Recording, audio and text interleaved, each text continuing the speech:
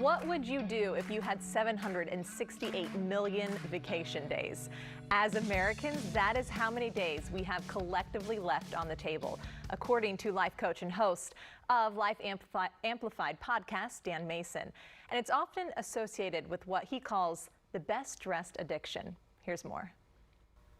Dan, I'm excited to talk to you about this because I've always valued a really strong work ethic. But what does it mean to, what's the difference between a really hard worker and then becoming a workaholic? Well, believe it or not, Ellen, it has nothing to do with number of hours worked. There are people who can put in 50 to 60 hours a week in the office, but the work is connected to their purpose. So they're lit up. They're energized by it. When they come home, they're on fire. They have the presence, they have the energy to be present with their partner, with their kids. They have the energy to show up for self-care, for creative pursuits. But workaholics, on the other hand, aren't working out of a passion for the work. They're working to feed the addiction. So like so many other people who are in an addictive pattern, work becomes a coping mechanism to run away or numb out from unpleasant emotions. And oftentimes it can be used as a device to push intimacy away and to avoid conflict in our personal relationships. So that's the line we want to look at between workaholic and a hard worker. How do you feel? Are you sleeping enough? How are your relationships? How's your overall emotional and physical health? That's going to help you differentiate between the two. And those are some big differences there. You actually called workaholism something I'd never heard of before, the best dressed addiction, because we don't always say like you're working too much, that we don't look at it as like a really bad thing.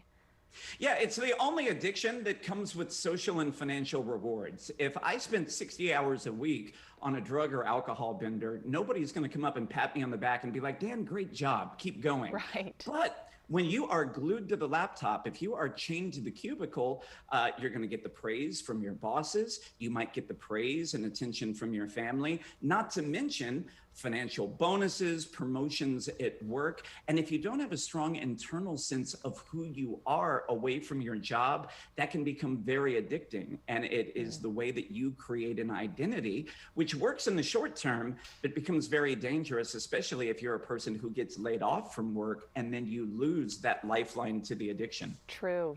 And I always feel like things like this go deeper than just what you're seeing on the surface as someone likes to work. You actually tied this back to your childhood and some unmet needs, right? Yeah, two questions that we want to look at when we're deconstructing workaholism. How did you learn to get love as a child? And also, what was your sense of safety? How much could you rely on your caregivers growing up? Now, there are many people, I grew up in a home like this, where there was some subtle messaging that love is conditional and you get it when you're performing, when you're a good student, if you're a good athlete, if you're excelling in the arts. That's the way to get that attaboy or attagirl. And we can take that with us in adulthood into the workplace. There are people taking on the work of 5 employees because that's the only way they know to be seen or heard or even valued in the world. So they will keep at it on that validation cycle, really chasing that. Conversely, there are people who grew up in a home with emotionally distant caregivers, right? They cried out, nobody was there. They might have been the children of workaholic parents. So the subtle messaging for them is, I can only rely on myself. And they can take that into the workplace where they're afraid to delegate, where they don't ask for support, because on some level, they don't believe anybody will show up and give it to them anyway. So it doesn't really matter which path resonates more for you. It's two sides of the same coin. It will always lead to overwork, and both will lead to burnout. I want to leave this on a positive note, Dan, but we're almost out of time. Can you just give us the 3 really quick steps to maybe break this cycle?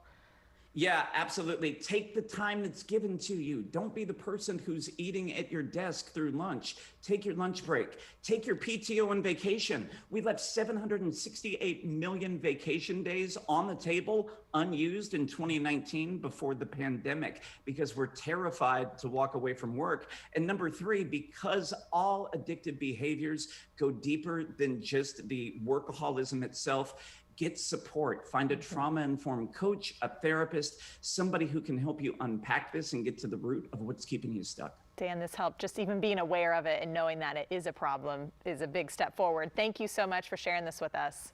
Appreciate you. Thank you so much for having me. We're cheering this on in the studio. To find more fulfillment in the work that you do, you can catch Dan on his podcast. It's called Life Amplified, and it's on most podcast platforms.